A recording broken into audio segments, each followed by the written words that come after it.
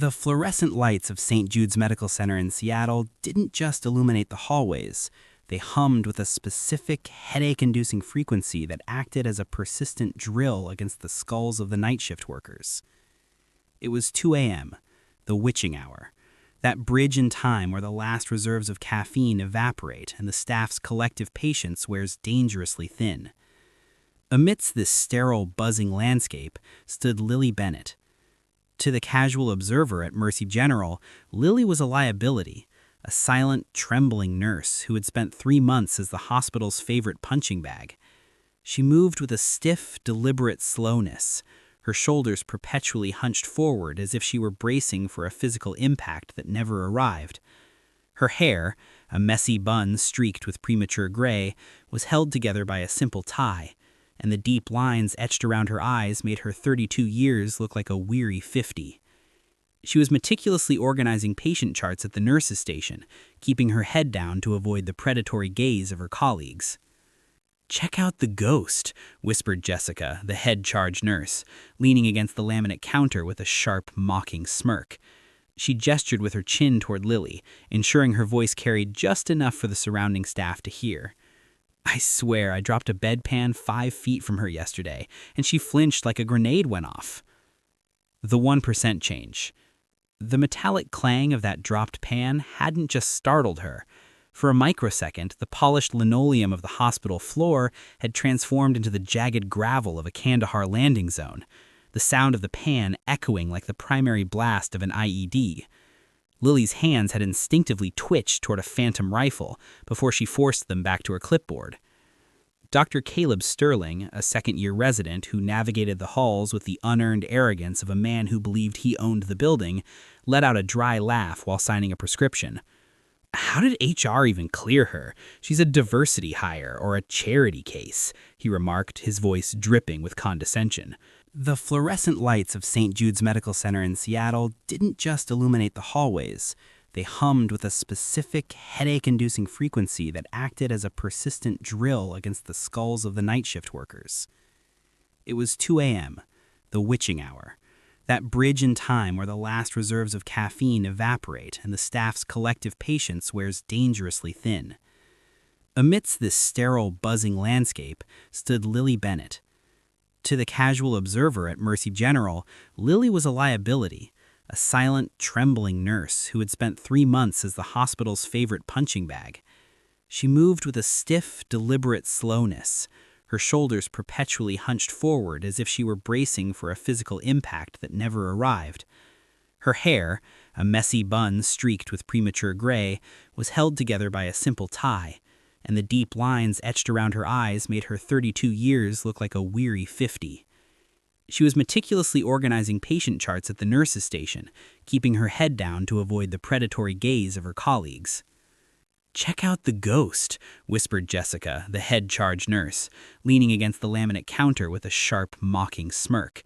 She gestured with her chin toward Lily, ensuring her voice carried just enough for the surrounding staff to hear.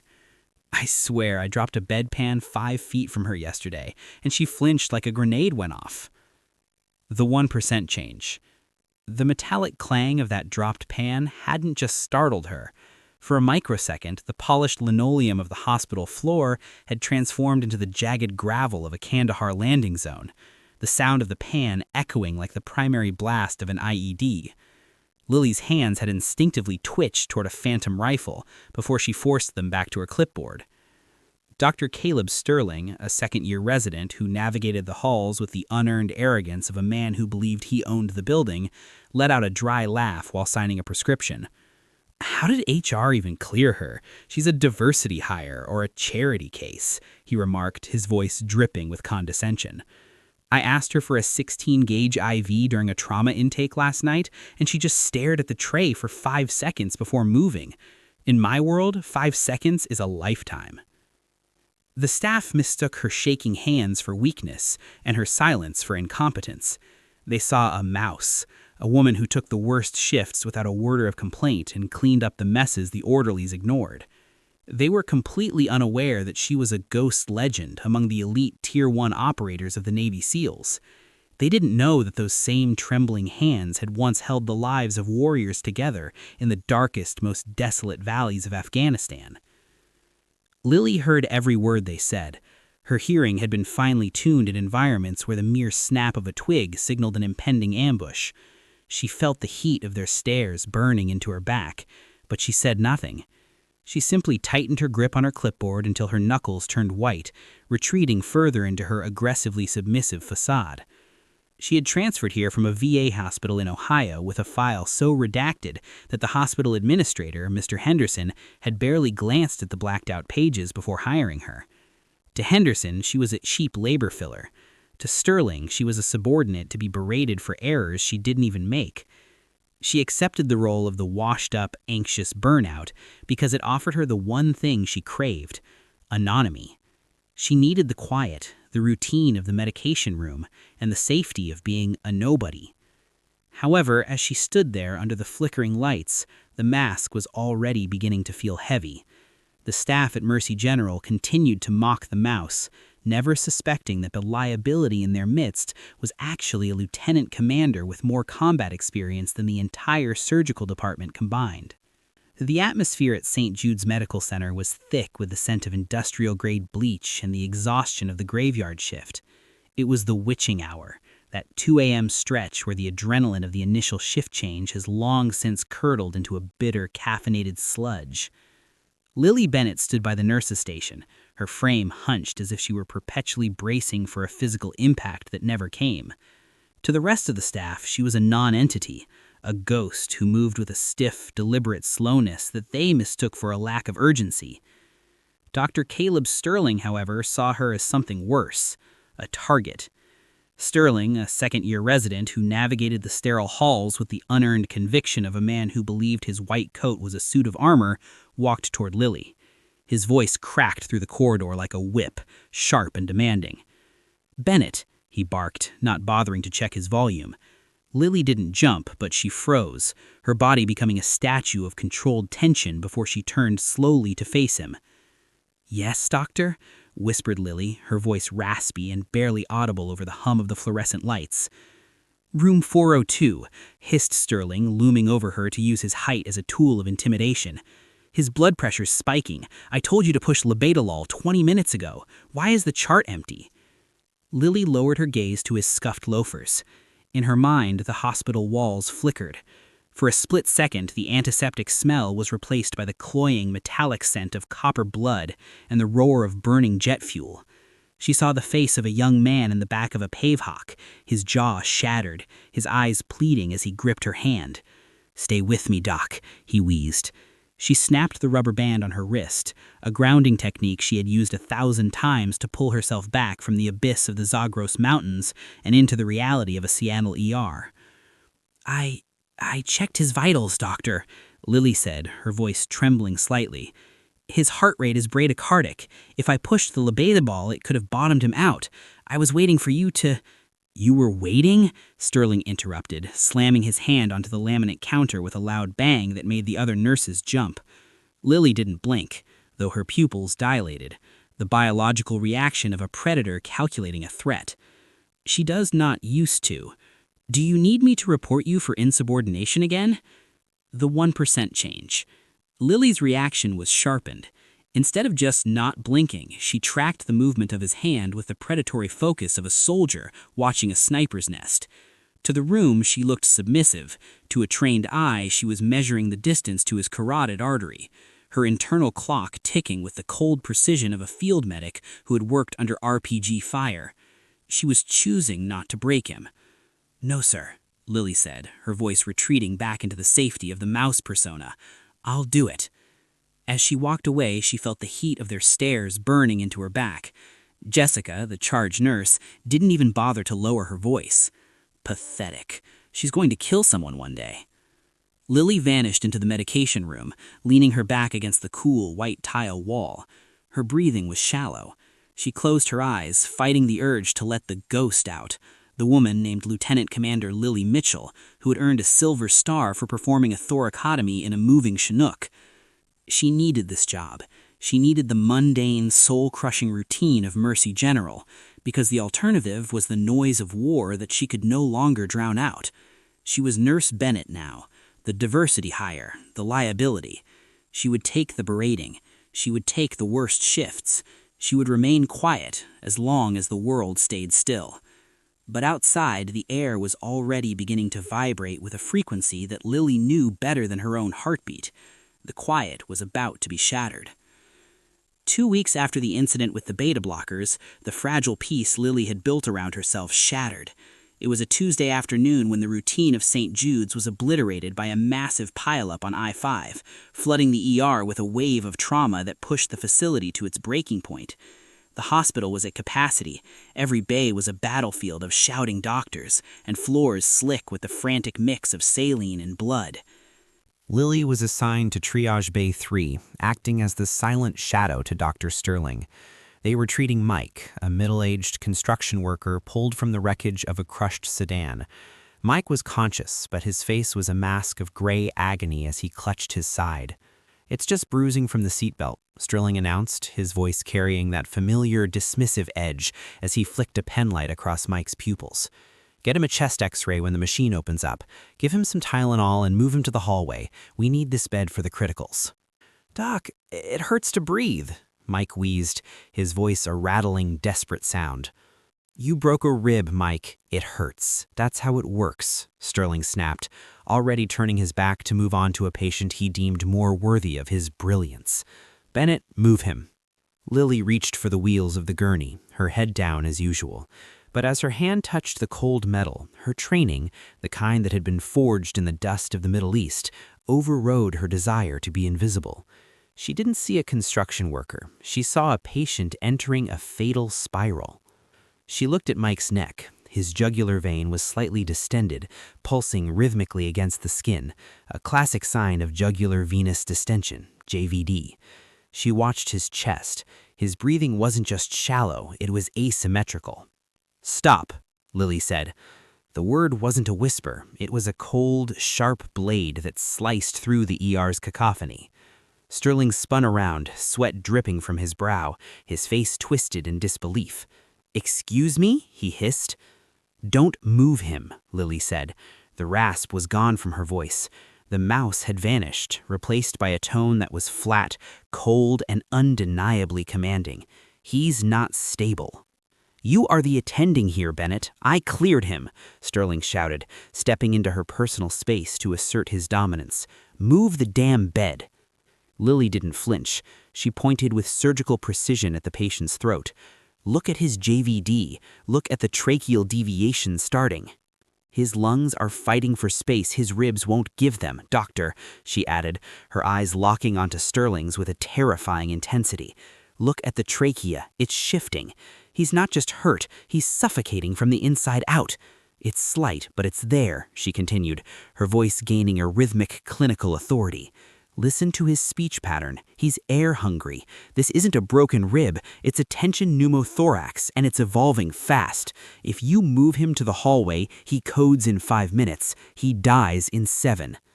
The entire bay went silent. Jessica, the charge nurse, froze with a handful of gauze. The nurses and orderlies who had mocked Lily for months stared at her as if she had just spoken in a forgotten tongue. "You are a nurse, Bennett. You do not diagnose. You do not speak. You—" Beep, beep, beep. The cardiac monitor screamed as if on cue. Mike's eyes rolled back into his head, his blood pressure plummeting to 60/40. He was crashing, just as the ghost had predicted. Sterling's face went white. The arrogance drained away to reveal the terrified incompetence of a man who had realized he had made a fatal mistake. Get the crash cart, tube him, get anesthesia down here," Sterling stammered, his hands shaking. "No time," Lily said. She didn't wait for permission. She didn't ask for a doctor's signature. The facade of the quiet nurse was gone, and in its place stood a woman who knew exactly how to cheat death. The emergency bay had transformed. The air was thick with the scent of sterile latex and the metallic tang of Mike's impending death. Dr. Sterling stood frozen, his mouth agape like a landed fish, his hands hovering uselessly in the air. He was a man of textbooks and controlled environments, and the raw, chaotic reality of a tension pneumothorax was a monster he wasn't prepared to fight.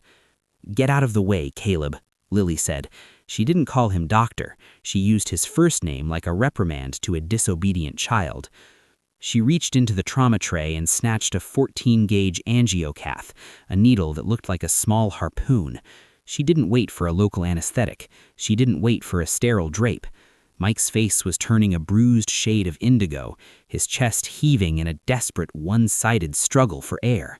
"Bennett, stop! That's an invasive procedure. You're not licensed for—" Sterling finally found his voice, stepping into her personal space to assert his dominance. It was a mistake. Without breaking her gaze from Mike's chest, Lily's left hand shot out. She didn't just push him, she caught Sterling's wrist in a grip that felt like a hydraulic vice. There was a sickening pop as she applied pressure to a specific nerve cluster. Sterling gasped, his knees buckling as he was forced back against a supply cart. "Stay down," Lily commanded, her voice vibrating with the cold authority of a field commander. The 1% change. During the needle decompression, as Lily positioned the tip over Mike's second intercostal space, she leaned down and whispered a single word under her breath that only she could hear. "Not today." It wasn't a prayer, it was an order to the universe. It marked the exact moment Nurse Bennett died and Valkyrie returned. She plunged the needle home. The sound was instantaneous, a violent hiss of trapped air escaping the pleural cavity. It sounded like a tire being slashed. Almost immediately, Mike's chest began to rise and fall in a synchronized rhythm. The indigo hue in his face receded, replaced by a faint, ghostly pink. His eyes fluttered open, focusing on Lily. "Easy, Mike," she said, her voice suddenly soft, though the steel remained underneath. "Keep breathing. I've got you." The ER was deathly silent. The nurses, the orderlies, and even the patients in the surrounding bays were staring at Lily. Jessica, the charge nurse, looked like she had seen a statue come to life and start reciting poetry. Lily efficiently taped the catheter in place, her movements a blur of economy and grace. "He's stable," Lily announced, standing up and finally releasing Sterling's wrist. "Get him to surgery now. His lung is re-expanding, but he needs a chest tube and a surgical consult for the internal bleed." Sterling scrambled to his feet, nursing his throbbing arm. His face was no longer white, it was a deep, humiliated purple. The ego that had been his shield for years had been shattered in front of his entire staff by a woman he called a mouse. "You assaulted a superior," he hissed, his voice trembling with a mix of rage and burgeoning panic. "You practiced medicine without a license. You touched me. You're done, Bennett. You're finished." "I saved his life, Caleb," she said flatly, already reaching for a disinfectant wipe to clean Mike's blood from her hands.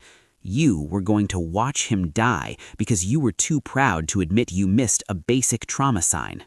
10 minutes later, Lily was in the administrator's office. Mr. Henderson didn't even look at her. He just pushed a termination notice across the desk. "I don't care what the circumstances were, Lily. Dr. Sterling is filing assault charges. You broke protocol. You're a liability we can't afford. Pack your things and leave through the back. I don't want a scene."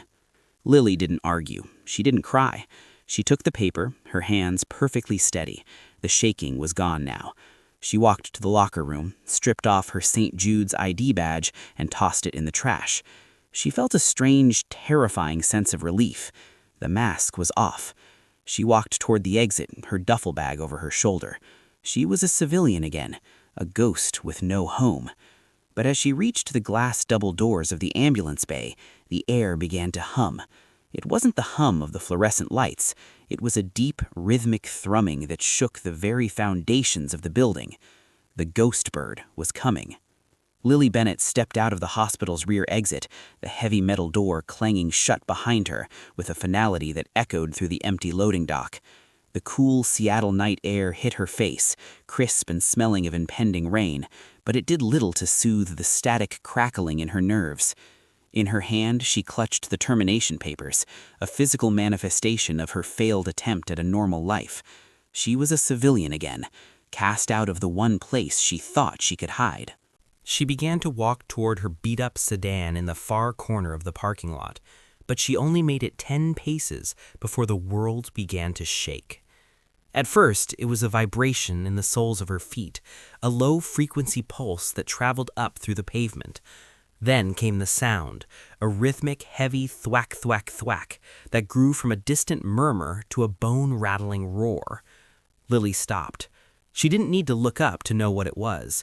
Her body recognized the acoustic signature before her mind could process the impossibility of it. "An MH-60M," she whispered to the empty air. "A Blackhawk." From over the jagged silhouette of the hospital's west wing, the ghost bird appeared. It wasn't flying with the cautious grace of a life flight medevac. It was coming in hot, nose down, its blacked-out hull sucking the moonlight into its matte finish.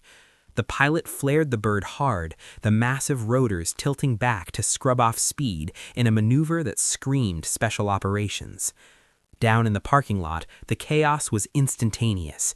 The rotor wash, a localized hurricane of 150-mile-per-hour winds, tore through the staff parking section. It ripped the plastic covers off equipment crates and sent heavy industrial trash cans tumbling like dice. The 1% change, as the helicopter hovered just feet above the asphalt, the concentrated downdraft slammed into Dr. Sterling's pristine silver BMW, the one he parked in the no parking zone just to show he could. The pressure was so intense that the vanity mirror on the driver's side door didn't just crack, it shattered into 1,000 jagged diamonds, a visual metaphor for Sterling's own fractured reflection and ego.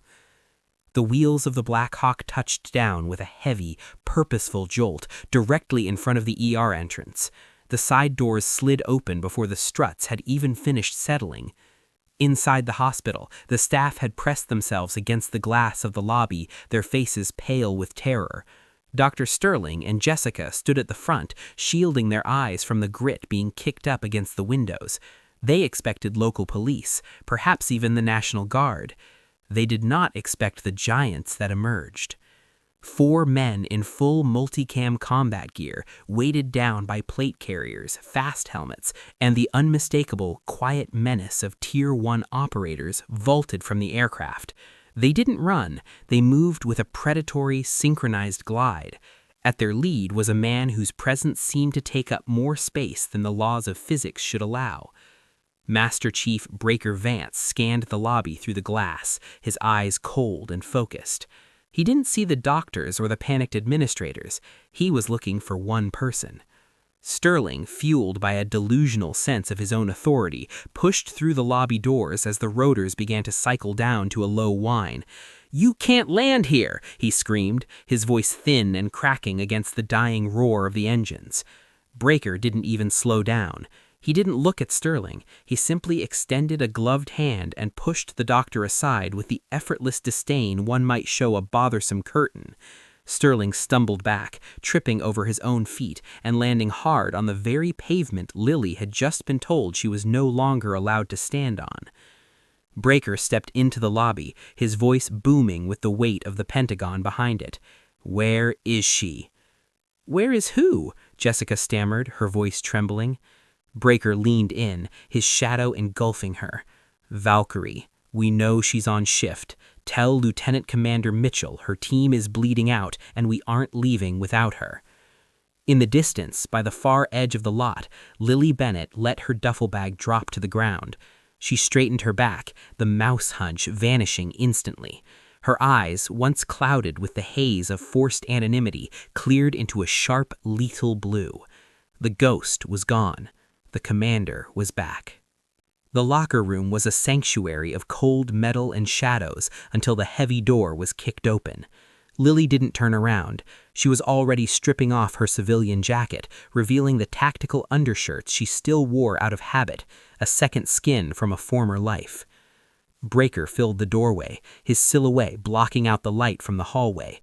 He looked at her, really looked at her, seeing past the messy bun and the tired eyes. He saw the lieutenant commander who had saved him in Fallujah. "Valkyrie," he said, his voice dropping the command tone for a moment of raw sincerity. "It's Tex. We were on a black bag op near the coast. A smart frag detonated in a confined space. He took a jagged piece of the casing directly to the lateral neck.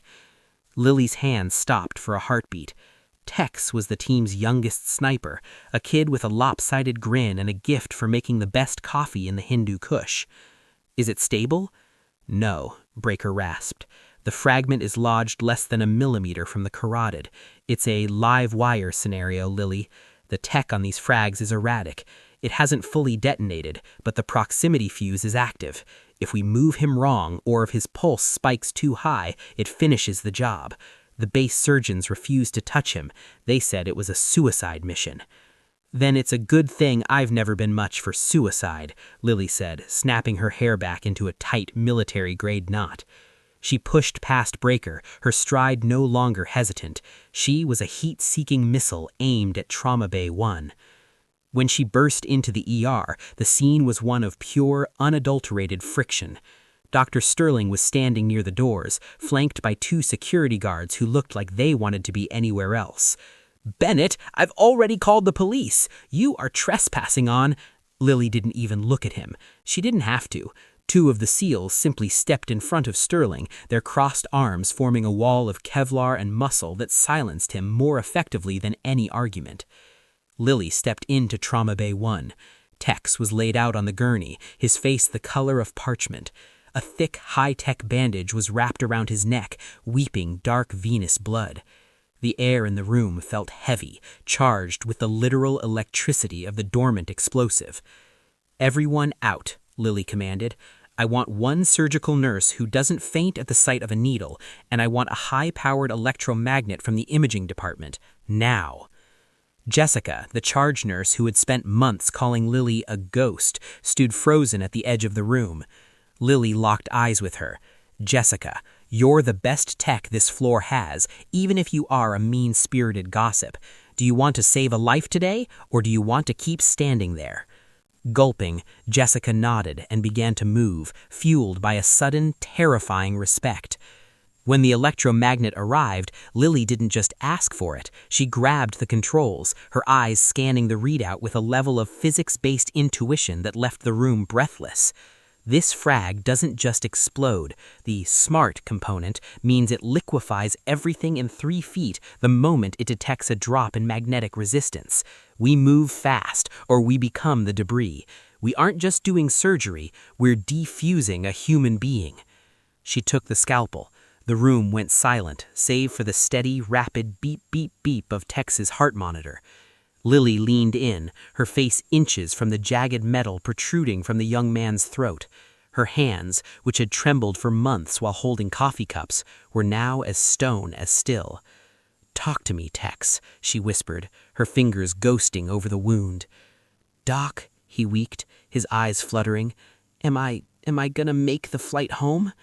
Lily felt the familiar cold clarity wash over her. The ghost was fully gone. In her place was the Valkyrie, the woman who stood at the gates of death and refused to let anyone pass. "Tex," she said, her voice a tether to the world of the living. "You're already home. I'm here. Now don't move a muscle. We're going to take the sting out of this thing." She began the first incision, the magnet humming with a predatory growl as she prepared to pull the live wire from the heart of the storm. The air in Trauma Bay 1 was thick with a tension that felt physical, as if the room itself were holding its breath. Lily's hands moved with a speed and precision that bypassed conscious thought. She was back in the flow, that clinical trance where the world narrows down to a few square inches of flesh and steel. Using the electromagnet to stabilize the internal firing pin of the frag, Lily made the final delicate snip of the surrounding tissue. With a steady upward motion, she withdrew the jagged shard. The magnet groaned, the metal vibrating against the force fields, but Lily held it firm. "Jessica, lead box, now," Lily commanded. Jessica slammed a heavy reinforced containment canister onto the tray. Lily dropped the fragment inside and clamped the lid. Seconds later, a muffled thump vibrated through the floor. The device had detonated safely inside the shielded box. The danger to the hospital was over, but the battle for Tex was just beginning. "Vitals are bottoming out. He's hemorrhaging," Jessica yelled, the terror returning to her voice. "I see it. Satinsky clamp," Lily snapped. She reached into the wound, her fingers finding the nicked artery by feel alone, and clamped it shut. "Start the rapid infuser. We're not losing him now." 30 minutes later, the monitors transitioned from a frantic gallop to a steady, rhythmic pulse. Tex was stable. Lily stepped back, her scrub top soaked in sweat and specialized hydraulic fluid from the frag. She pulled off her mask, revealing a face that no longer looked weary, but triumphant. As she exited the bay, she found the hallway crowded, not just by the SEALs, but by the hospital administration and a very pale Mr. Henderson. Standing in the center of the chaos was a man in a crisp naval uniform, Admiral Richardson. He was on his satellite phone, his expression grim. "I don't care about the civilian status, Senator," the Admiral barked into the phone. "This woman just saved a Tier 1 asset from a device your own ordnance experts said was untreatable. She's not a liability, she's a national treasure." He hung up and looked at Lily, offering a sharp, respectful nod. Dr. Sterling, who had been lurking in the back, tried one last desperate gambit. "Admiral, I understand she helped, but she still assaulted me and violated—" The Admiral turned a cold, predatory gaze on the young doctor. "Son, I just spent the last 10 minutes watching the security footage of your triage of the construction worker. I've already sent it to the medical board. If I were you, I'd stop talking and start looking for a career in telemarketing." Lily walked up to Sterling. She didn't shout. She didn't need to. "The difference between us, Caleb, is that you think the white coat makes you a healer. Out there," she gestured toward the Blackhawk still idling on the pad, "the only thing that matters is if you can hold the line when everything is burning.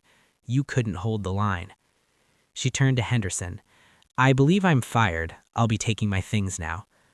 "Lily, wait," Henderson stammered. We can clear this up. We had no idea who you were." "That's the point," Lily said simply. "You should have cared who I was when I was just a mouse." She walked out the front doors, flanked by Breaker and the rest of the team.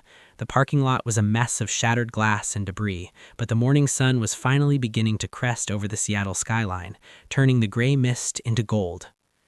The 1% change. Months later, at the Naval Special Warfare Command in Coronado, Lily stood before a room of elite medical recruits. She wasn't hidden in a baddie scrub top anymore. She wore her Lieutenant Commander whites, the silver star pinned to her chest.